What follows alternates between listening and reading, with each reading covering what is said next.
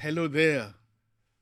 Good morning, good afternoon, good evening, and whatever time we are hitting you today. We just want to welcome you to CCM, the podcast. This podcast is coming to you from Christ Chapel, a branch of Redeemed Christian Church of God. Uh, we are located in Temple Hills, Maryland. I want to say a big thank you if you have been joining us since we started this broadcast. My prayer is that the Almighty God will bless you in the name of Jesus. My name is Dele Akanle, and today I have my beautiful wife to help me anchor the discussion for today. And stay tuned, and you are going to be blessed tremendously. Now, I want you to do something for me. If you have not share this in your social media, we want you to do that. Let people know that something good is coming. Now, we are not experts in what we're about to discuss. We're just here to add to what you know. And also, maybe if you don't have any understanding or knowledge before, we're here also to encourage you. But stay tuned. You will be blessed. But like I said, I have my lovely wife with me.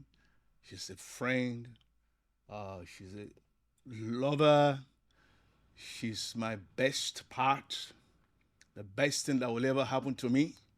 My soulmate, my prayer partner, and she's even my prophet.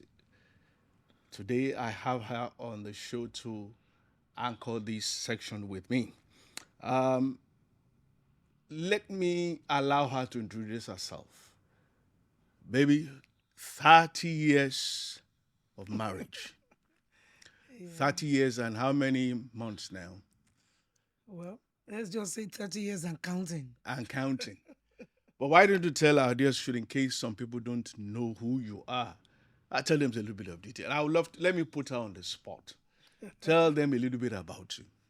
Well, my name is Toyin Akanle. Of course, I'm married to this lovely, wonderful, handsome gentleman. Yeah. We've been married for 30 years right now and some 3 months to it, or more than 3 months.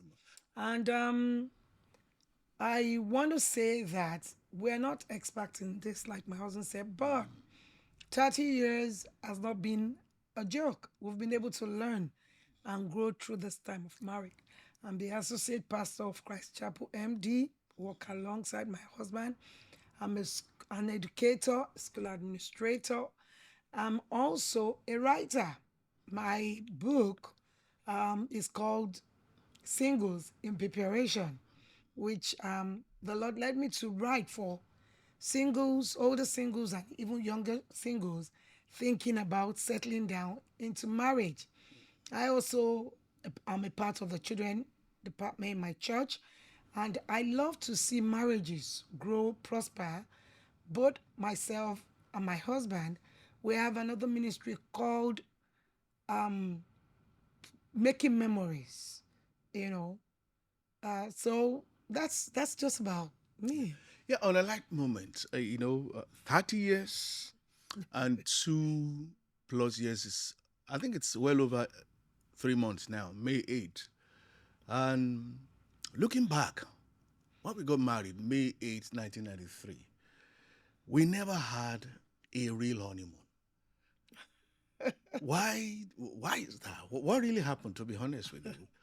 I remember we didn't actually have a proper real honeymoon because after the ceremony, right off, we were back in Lagos and back at work. Why was that? What really happened, to be honest? I think you just answered the question yourself because we didn't have honeymoon immediately after The marriage. wedding ceremony. I mean, as soon as we got into the marriage, because you were working, I was also working, and we didn't have time off. Well, couldn't we have taken time off? We could have. Well, I think at that time you couldn't take time off, and I also couldn't take time off. And we said we'll Really? do it again. Maybe if we had insisted, Maybe we have insisted. That's what I'm if we trying to had say. insisted, maybe we would have had Probably if we a have, honeymoon. yeah, exactly. If we have put our foot down there, oh, hey, this is our moment. This is our time. Why Yeah. can't we have a honeymoon? But I'm just thinking about it. Maybe it's because we told ourselves, well, we'll do it some other time, and then we took it for granted. And here we are, 30 years, 3 months. Yes, that I And believe that's actually so accurate because we just felt we'll be able to do it again. yeah, But that shows you how fast time can move. oh yeah, And a lot of things can also happen in marriage. I mean, a lot of people come into marriage with the assumption that, the way I want it is the way it's going to be. But so many things show up in marriage, like children start coming, and then the time is now limited. So I guess, I mean, but you hold me, taking me to a why. yeah. Okay, well, all right. So let's just say that's a debt that I have to pay, even if Definitely. even if it's 30 years after. All right, all right. Oh, let me just introduce the topic for today. We want to talk about young and new marriage. That's what we want to deal about. I mean, that's why we went to our own marriage. We were young then Yeah. when we got married, but look at it. 30 years after, a real honeymoon was missing or is still missing. So we want to talk about young and new marriage, and we're going to be dealing with two parts of it. We're going to look at how young people should prepare for marriage, and those who got into marriage, what to expect when the reality of marriage comes in, because marriage can be uh, ideal, and then it can be real. Very. Yeah. So let me set the ball rolling with my wife. Maybe let's start with age factor. What factor does age play in preparing for marriage and in getting married? Because we have all young ones all over the place. And by the way, we're not only reaching out to young Christians, we're reaching out to young people across the board. Am I right about that? Oh yeah. So Oh yeah. let me let you. Does age factor have? Because I think in your book you mentioned something like that. Yes, I did. I did mention about I mean talked about age in my book because age has a part to play. Yeah. But having said that, just like I wrote in my book, I mean way back then, I'll still say it. Chronological age should be a matter of personal preference because what obtains for me might not obtain for you, Yeah. especially if we're talking about the days we live in. It might not really work for some people. So when you talk about the age factor in marriage, you might, you might see your age mates getting married, but are you mentally ready for marriage? As much as a lot of people, say that, oh, maybe when you're a particular time, you're old for marriage, you are ripe for marriage, so to say, marriage can occur anytime.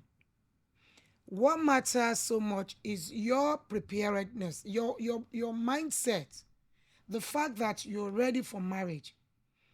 I wrote in my book, my mother-in-law got married at the age of 23, God bless her.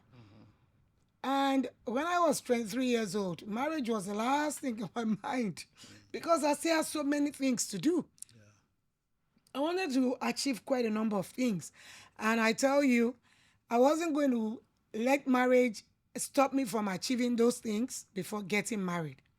It wasn't that I was selfish. I was just somebody who had, in my mind, planned that I want to be at this place before I get married. It does not work for everybody.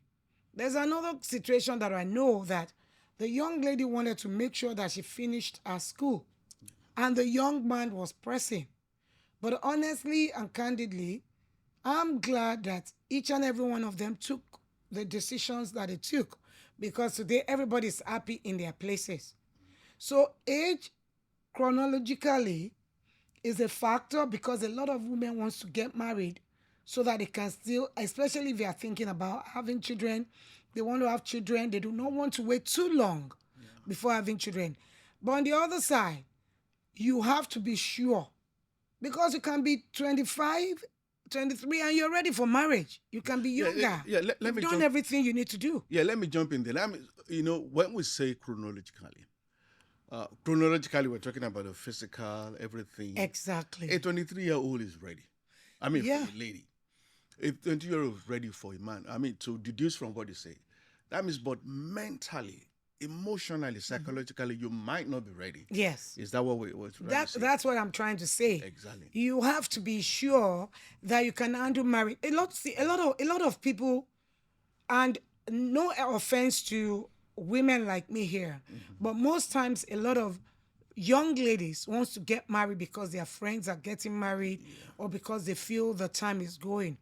But you have to be sure you are in the right state of mind to become somebody else's spouse, because taking on the responsibility to become somebody else's spouse is not a small thing. It's not to be watered down. It's a very, very important role that you're going to play, and you have to be ready. So, like I was saying, if a 23-year-old is matured in her mind, she's prepared for marriage, she has done everything that she knows she wants to do before getting married, she can go ahead. But if a 27-year-old is not mentally ready, maybe because of some things that went on in her life or some things she saw in our own family, and she's still trying to walk through those things, she needs to take a deep breath and do the needful. Either the person needs counseling, seek counseling to do it. You want to go to school, you want to be able to do this. Once children comes, you might be a bit limited. You should go. I was before we came on here, I was talking to my husband about Rebecca. There are so many schools of thought that have been trying to calculate the age of Rebecca, Isaac's wife, in the Bible. And some people said she was so young. Some people said they are not sure that was her age.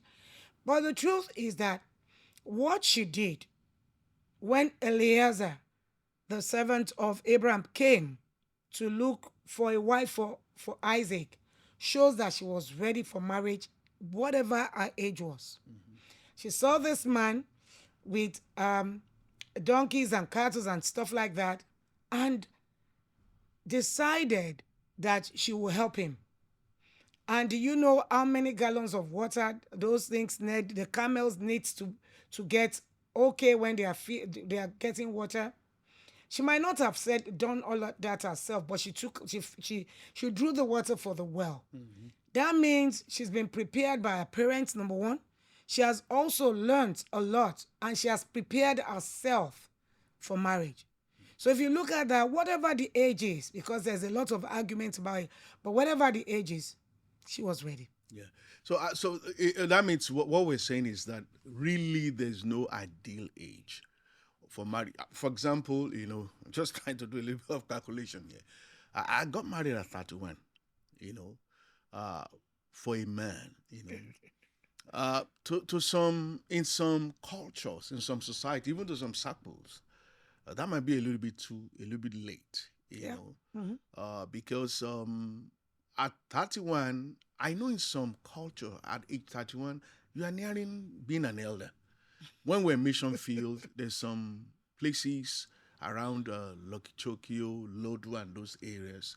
By the time you're 35, you're an elder in the society. That's true. But in the modern world, we can't ideally say there's an ideal age for you to get married. But I mean, what we're trying to get to is this, young people needs to be prepared, needs to be ready. I mean, all round preparation, Yes. all round readiness. Yes. Can we talk about readiness? How can young people be prepared, be ready for marriage, irrespective of the age? Of course, age is a factor. It is. Age is a factor. I mean, for example, if I have a girl, we don't have a girl, but if I have a girl and she's 19 years old, and she says she wants to get married, I'm going to be a little bit concerned. Yeah. Not because of her physical structure, because I think she might be ready for everything that has to do with marriage physically, but what experience does she has? Exactly. you know, Exactly. what experience does she? What has she gone through? What knowledge does he has of relationship? And can we talk about how can young ones be prepared and be ready for marriage? All right. I just want to piggyback a bit on what you said. Yeah. It's good to look at also the Neil, okay. male. Ideally, even though we live in a society where a lot of things have changed in the world, the days we live in, let me use the days, not the society per se. We live in the days where marriage is now you bring to the table, I bring to the table. That is how it really operates these days. And if a young man wants to get married and the young man is not financially stable, there's going to be problem in that marriage. Because don't forget, sooner or later, the woman would probably, if they want to have children, the woman will get pregnant. And pregnancy is not a disease, but at times it can limit you a bit at some stages in it. Some people get sick at the beginning of pregnancy, some at the later stage. And when the baby comes, the lady still need to take some time to at least rest and get her body back and take care of the baby. So if a man is not financially stable, then you don't have any business thinking about marriage for now. So, having said that, there are things you could do. One of the things I always tell our three boys is that they should not live their lives by chance. That is very important. Don't live your life by chance. Number one thing you have to do is to know that one day, as they grow older, as they get into the late teens, become young adults, you parents also need to talk to them more about marriage will come, Yeah. and it shouldn't be just anything or anyone you see you should settle for. So it's always good to be intentional. That's one of the things. I know that maybe in my days or in my mother's days, people people are matched up. Yeah. Women are married off to men. Some cultures still do it. They still do, yeah. But those things don't really operate so much in the days we live in.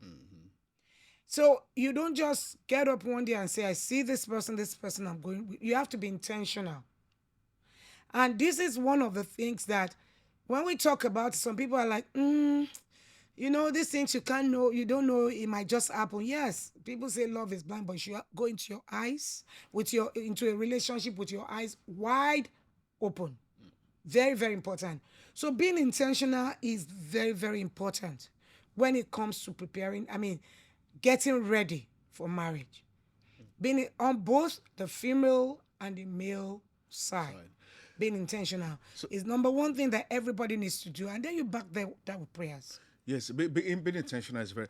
That means as we're just talking, intentional in what? You have to be intentional and be ready to take the responsibility. Yes. I think we need to let young people know marriage takes a lot of responsibility. Huge responsibility. It's not just one. As a matter of fact, the responsibility will keep on evolving from time to time. I think when we got married, my dream is completely different. No. My dream is completely different. And believe me, in the dream, being a pastor was not one of them. I don't know whether you were dreaming of becoming a pastor's wife, but I wasn't dreaming about being a pastor. That means that now why we not get married? Have the responsibility of being a husband, responsibility of being a father. Now I have to be responsibility of being a husband. I know. So I think we need to let young ones know that as you're going into marriage, Yes. be intentional. And part of the intentional is that you must be ready for responsibilities. Very ready. So can we talk about responsibilities? Does it have anything to do with their roles in marriage? Because we've seen quite a number of marriages. We've presided over some. We've counseled many in America, in Africa, and even online. Looks like young people are more focused on the ceremony. Oh yes. These days, young people are very focused on the ceremony. Yeah. But incidentally, I saw something today on social media, And I was like, wow, I was actually going to show you. I wanted to show my children.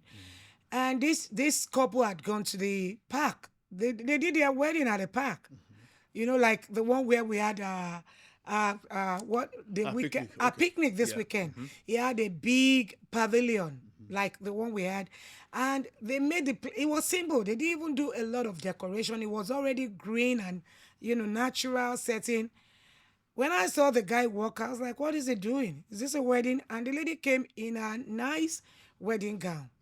And, people were commending that this is so simple and beautiful because they are not looking at how big it should be It should be. or trying to look at what the trend is. One of the things that makes a lot of young people look at how big the wedding is going to be, the ceremony, is because of the trend. You That try it's and probably the memories too. the memories are there. There are people that, I mean, we had a wedding in the church, and the lady had always wanted to have a fairy tale wedding, and there's nothing wrong in that, and she had it, and it was beautiful. You know, when you do that, because those are things you've planned, and the means is there, there's nothing wrong with it. But if you do it based on the fact that you see other people doing it, and it's not within your means, and you had to have credit card and loans to do it, my advice is that don't do it that way, because those situations really create problems when the marriage starts. Because then you're still paying debts and you're trying to manage at home and everything. So it's a big responsibility, and want us to think it out clearly. Clearly, yeah. Remember when we were married? It was just both of us. We didn't have any child for 6 years. We were like brothers and sisters because we were everywhere together. Together, yeah. We did everything together. We were not holding back anything. But as soon as the baby started coming, we still tried, but honestly, there's no way you can do it. Things will change. And I see a lot of young people struggling to make sure that they keep that particular bond that they have before children started coming. Now, there's nothing wrong with that. But you have to know that there's a time and season for everything. Don't feel guilty. Just know that it's a responsibility at that time for you to take care of your baby. Marriage, like you said, comes with a lot of responsibility. I've seen a lady before. When the baby cries and cries and cries and cries because the baby had colic and she didn't know, the lady will put the baby down and she's also crying. So Yeah, but it's, sorry, it's let me just jump in. What I'm saying, we need to let young people know that, because I've seen people say, "Oh, this is your role. You do this, I do this, I do that." No, when you go into marriage, what I typically tell couples when I do counseling is that, look, what you are doing is this. Part of marriage is you are assuming more responsibility. yes. Now, if you get married and then babies start to come, that doesn't mean you should shed all the responsibilities that you are doing before. That means you are taking more. Yes. I mean, whether you're a husband, whether you're a wife, it's added responsibility. It is. Even by the time probably you have a baby, and then you say, well, the best thing for me to do is to have my own outfit instead of clocking 9 to 5. You're still going to take another responsibility. That doesn't mean you should shed for your children, Yes, or true. shed for your family, or shed for your house. Maybe you are in church, suddenly you become a minister's wife or a minister as a man. You can't leave your responsibilities. You have to balance it. Personally, when I became a pastor, that means I have to take extra responsibility. The place of a pastor should not replace my place in my home, in my marriage. What do you have to say about marriage? Let's dwell on that a little Yes, bit, because it's a big it's a big among one. young ones. And one of the things that every young person that is about to get married or that is married, newly married, No, let's talk or you've about the been- young ones, those who want to go into those who want to go into it. Yeah. One of the things you have to understand is that a lot of people say, oh, when I get married, I can't stop doing all the things I used to do. I will still go out to my friends every night. I'll still do this, do that. Marriage is a sacrifice. It's a sacrifice. It's give and take. If marriage is only about give, it's not going to work. And I can't remember who it was I was listening to, if it was Michelle Obama or somebody that said, marriage might not be 50-50 all the time. That's what those things causes problem in marriage. If you are just thinking, okay, she has to understand because I understand, then it's going to be problem. Now when you're going to get married, you are just one person. Remember that. You're just one person. The moment you get married, you become two.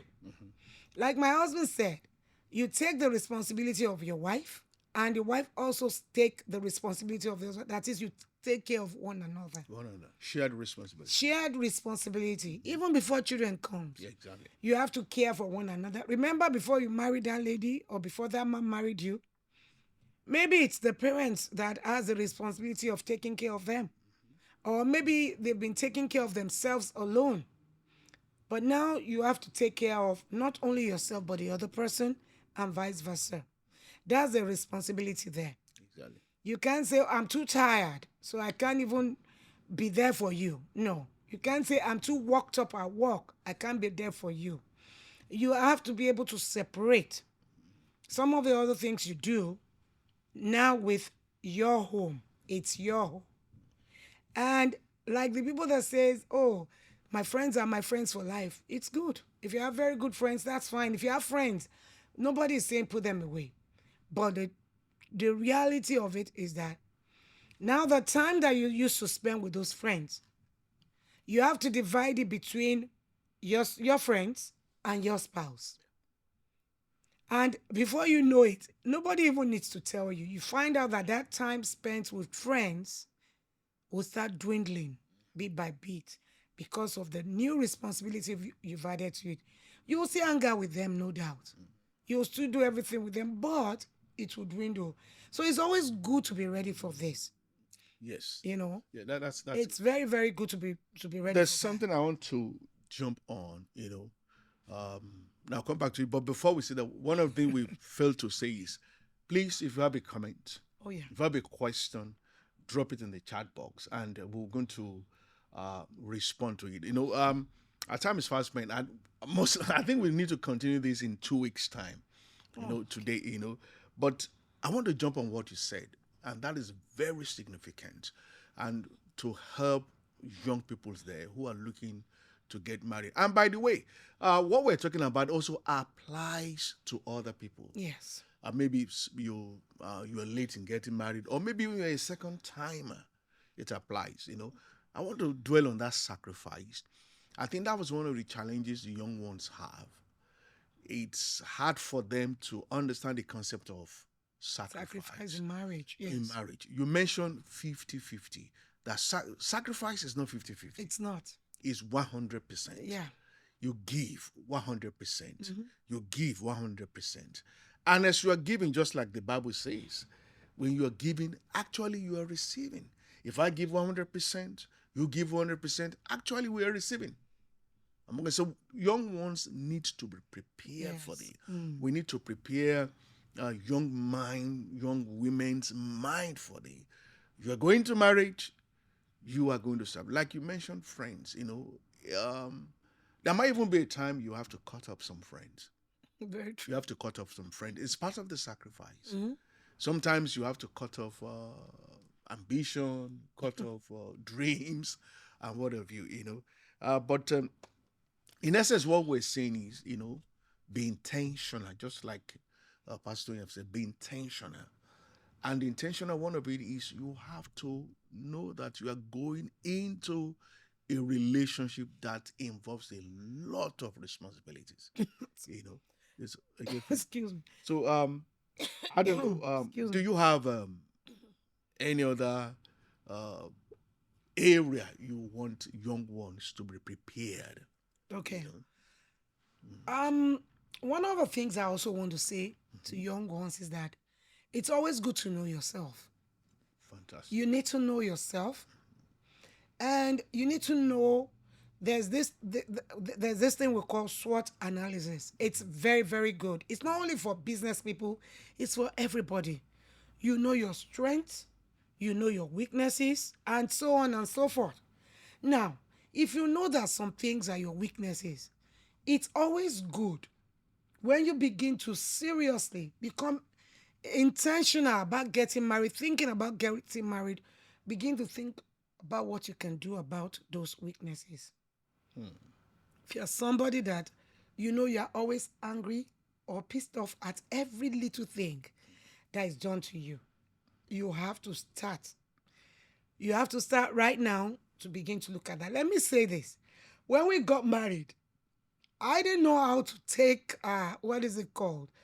Jokes easily Really. from people who are not members of my family or my immediate friends. So at times when my husband is joking and saying something, I get upset. And he would tell me I'm just joking. I had to learn to know that it's just joking. He's not trying to hurt me in any way. There are people like Could that. that be background or retention? That could be, well, should I say background? Because we joke around a lot in our house, but I just felt like, I mean, at that time you still said we're just married. And I was looking at it like, okay, did he really, did he say that to hurt me or something? But as it will say it, it will say, no, no, no, no, it's just a joke. Maybe it's just a joke. I'm just joking with you. And then I saw that it was just a joke. Yeah. And this is very important because there are some things in us that was a weakness in me, and I had to work on it. There are some things in us that we need to work on as children of God, as couples, basic, as couples, basic. I know that one thing I know is that I used to hold things. I won't, not that I'm holding grudges, but I won't express how I feel about a situation. But my husband told me, if you don't tell me, I will not know. No. He will just see that I'm a bit moody. And he'll say, why are you moody, baby? What's going on? And I will still find it difficult to just go ahead and talk. But after a while, I realized I wasn't helping anything. And so I decided that I would employ my friend's style, who, when she has something against the husband, when they are praying, she will now pray for him at the end and say, I forgive him, even though he did this. And then she will go away. And the husband will run after and say, okay, I didn't know I did that, but I heard it in prayers. How can we, so there are areas of everyone's life that might need working on. In preparation for marriage, if you have anger problem, please be sincere with yourself and begin to work on it. If you get easily upset, please work on it. If you cannot take jokes and you think it's an attack on you, please work. The list is endless. If you're a woman and you find out that you are not so you're not good with cooking or taking care of the house, I'm not saying that's just your duty. The man can do it, but most times these things fall on the woman. If you know that you're having a bit of challenge in those areas, there's nothing wrong in doing those things right now, learning to do those things right now so that it will not become a problem later in life. And one of the things that also causes problem that a lot of young people seems to overlook. If you have an intending, the courtship period is for you to understand a bit, at least, maybe not everything about that intending, but a bit about the intending. And when you see some things, that period is for you to be able to assess yourself. How do I change to meet this? How do I tell my intending that this is not the way I normally do things? How do I accept? That's why Pastor here said that marriage is not 50, it's 100%. Yep. The sacrifice is 100%. If you cannot give 100%, there'll be trouble later. There are so many to talk about, but I know you talked about at a time also, so let me just let you talk about Let me just add to the know yourself part of it. Is and that's what courtship is all about. Yes. And what I always tell young people is, when you are courting, don't keep your focus on similarities. Your similarities are easy; they are easy to adjust to because marriage is it's partly adjustment. You fit into your husband, you fit into your wife, and that's why the Bible says two shall become one. Means both of you are fitting, you are adjusting until you become one. But part of knowing yourself is, look for your differences. Look for where both of you are contrary. That's true. And then to know yourself, you have to tell yourself, am I ready to deal with this? Am I ready to handle this? Am I ready to put along with this? Because that can be a major issue down the Marriage. road. Yes. Down the road. So it's always good to look for what is different. Because I tell some people, when you are cutting, both of you, everything can be, hey, we have similarity. We think the same way. We have the same interests. We share the same thing, same vision, same ambition, same pursuit. And then the day of marriage, in fact, the day of the honeymoon, say, wait a minute, I never saw it this coming. No, you saw it coming. The reason why you didn't see it coming is because you weren't looking for what is contrary. Yes, it's true. You weren't looking for what is opposite. So you have to know yourself. Will I be able to deal with this? As a wife, can I deal with this attitude? As a mother, can I deal with this attitude? Now, when you are cutting, if your partner is selfish, you will know. It's true. Definitely, you know. So down the road, how do I deal with a selfish person when we have kids, we want to go on holidays, how about house chores, how about other demands? What if things turns out in the family? What if things turn south? And they do at times. They do at times. What Yes. what if fortunes turn around? What is going to happen? And I always say that people change. People do change. People do change in marriage. And things change. And things change also things in change. marriage. Yeah. And one of the other things that I really want to talk about, there are several other things to talk about. Let me just say this. A lot of times young people look at the outward appearance. Yeah. A lot of times young people look at the pocket, the size of the pocket of the spouse that they are getting married to. There are a lot of things. As much as these are not wrong, don't make that your sole reason for going into that marriage with that person. Don't make that your sole reason. A person can be very good looking on the outside and might be very terrible with attitude. And a person might be loaded and still be stingy. Exactly.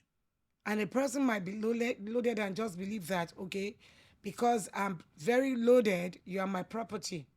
I've seen women who earn more than their husbands, and they actually they try to lord it over their husbands. It should not be so. And there are men that feels that because they are the one that bring in a lot of things more than the wife, they just feel that it's their place to just lord it over their wives. It should not be that. So that's why young people need to not just look at this as just a consideration. It is not. When I knew my husband, I want to say this. When I knew my husband, one of the things that really attracted me to him is also his family. The family, they were fantastic people. They are still fantastic people. They were so caring, they were so loving, and they were not doing it. You could see that they were not doing it just to just show that part, like let's just show a good part. No. I found out every inch of the way that was just the way they were. And that made me know that if I settle in this home, I'm going to be accepted and I won't have a lot of problems there. So it goes beyond what we see outside. It goes beyond the physical things that we see. There's a lot more that we should look at. Amen. Once again, we want to thank you for staying with us. We're about to put an end to it. But from what we have said now, believe me, there's a ton of things to talk about. We still want to see your contribution. We want to hear your questions, your suggestion, your observation. What do you think? How should young ones be prepared and get themselves ready for marriage? We've talked about age factor, and then we've talked about other issues. We've talked about stability, being emotionally stable, yes, financially stable. And there's something you said. Now, if you really want a fairy tale wedding, honestly, there's nothing wrong with it. There's nothing wrong with it. As long as it does not affect you later. Let me say one thing. Baby, 1993, May 8th, our wedding was huge. It was huge. It was huge. Yes. Not of our own making, but there was just nothing we could do. It just had to be big. Yes. Because there were people who are even much more readier than us. So it was huge, it was big. But one thing we decided to do, I remember you got your wedding dress almost 4 months before the wedding.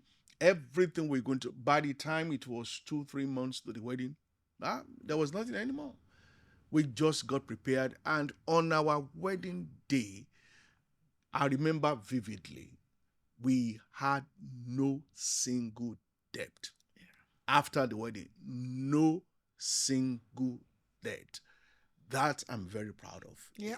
That I'm very, very, very proud of. All right, what we're saying is, there's what I usually tell young couples in marriage is, I call it the 3 R's: responsibility, and I always inject this, that sometimes you will see a little bit of regret in it. And then what I always emphasize on is rewards.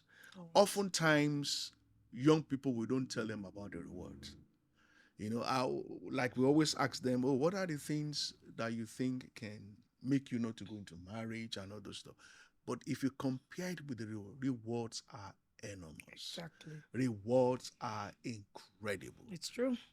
So, by the grace of the Lord, in 2 weeks' time, we're going to come back, and we have so many to discuss. And we would love to hear from you, even some areas you would like us to discuss, and then we'll be able to do it. But before then, Pastor, why don't you talk a little bit about your book, Singles in Preparation? I think you should do something on this book. Oh yeah, very apart from Singles in Preparation, there's a book that is also in the making by the grace of God for young married couples. This is my book, Singles in Preparation. Why Singles in Preparation? Let me just. Why did you come up with that idea? Honestly, when you say singles, are you talking about young ones or? Singles in Preparation was actually battered because I had a burden. Every time we have a women's conference, we normally involve our younger folks, our young adult. And there was a year we invited a lot of people from other churches, and they came. And I was like, there are so many young people that are not very young, that are already in their 30s, over 30s, that, are trusting God for life partners. And at times, living alone for a while could actually make it a bit difficult for you to be able to accept somebody else. And the fact that every day something is changing. Things in the world are changing.